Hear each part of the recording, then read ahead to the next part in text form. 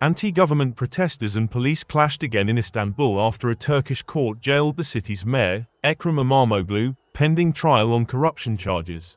The decision to send İmamoğlu to jail has inflamed the country's biggest protests in more than a decade and comes after the main opposition party, European leaders and tens of thousands of protesters criticized the actions against him as politicized and undemocratic. İmamoğlu is seen as President Tayyip Erdogan's main political rival. Addressing hundreds of thousands of people in front of the Istanbul municipality headquarters in Saraçhane again, leader of main opposition Republican People's Party, CHP, Özgür Özel repeated a call to boycott media, brands, and stores he called pro-Erdogan, adding all charges against İmamoğlu were baseless, unfounded and without evidence.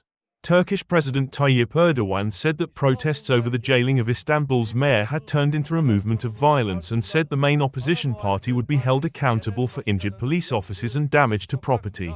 The detention last Wednesday of Mayor Ekrem İmamoğlu, Erdogan's main political rival, has triggered the biggest street protests in Turkey in more than a decade. A court jailed him, pending trial, on corruption charges that he denies. Despite bans on street gatherings in many cities, the mostly peaceful anti-government demonstrations continued for a fifth consecutive night, with hundreds of thousands taking part and İmamoğlu's opposition Republican People's Party calling for the nationwide protests to continue. Earlier, Interior Minister Ali Yerlikaya accused the protesters of terrorizing the streets and threatening national security.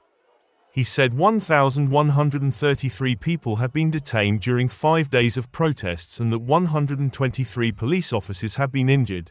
The CHP labels İmamoğlu's arrest as politically motivated and undemocratic. Erdogan's government denies these assertions and says Turkey's courts are independent.